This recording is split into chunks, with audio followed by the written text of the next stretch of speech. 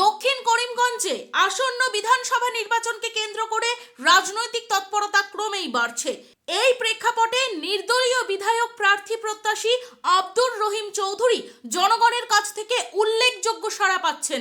কোনো রাজনৈতিক দলের ব্যানার ছাড়াই নির্বাচনী ময়দানে নামার সিদ্ধান্ত নিলেও তার প্রতি সাধারণ মানুষের আগ্রহ ও সমর্থন চোখে পড়ার মতো।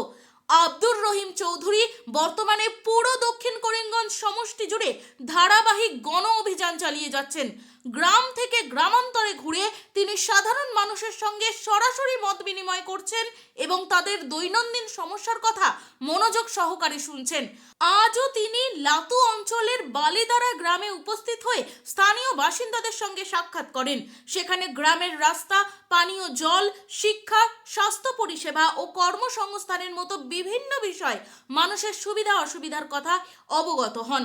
এই উপলক্ষে আব্দুর রহিম চৌধুরী বলেন, আমি কোনো নির্বাচনী প্রতিনিধি না হয়েও সবসময় জনগণের সমস্যা সমাধানের চেষ্টা করে এসেছি। মানুষের পাশে থাকা আমার দায়িত্ব ও নৈতিক কর্তব্য। তিনি আরও বলেন, ঈশ্বরের কৃপায় যদি ভবিষ্যতে কোনো প্ল্যাটফর্ম পাই তবে সর্বদা জনগণের সমস্যা সমাধানে সজাগ দৃষ্টি রাখব এবং সততার সঙ্গে কাজ করে যাব।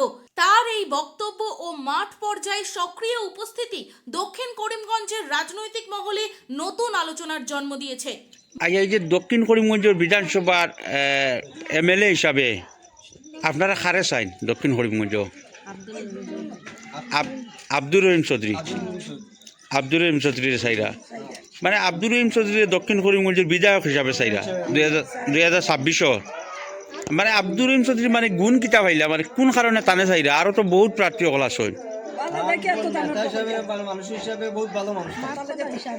ভাত কটা বালা মানুষ বালা, মানে তান কিতা কোনো অবদান আছে নি সমাজও? আপনারা কিতা মানে কিতা অবদান পাইছেন তান?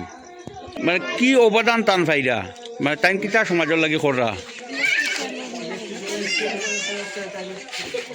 স্কিল ট্রেনিং করাইরা ইলেকট্রিশিয়ানর আর অন্যান্য ব্যাপারে ওই যে কোন জায়গা করাইরা?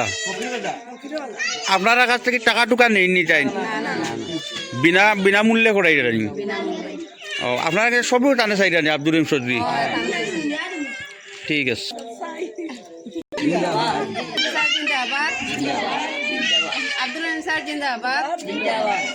Bureau report, voice 365 Bangla.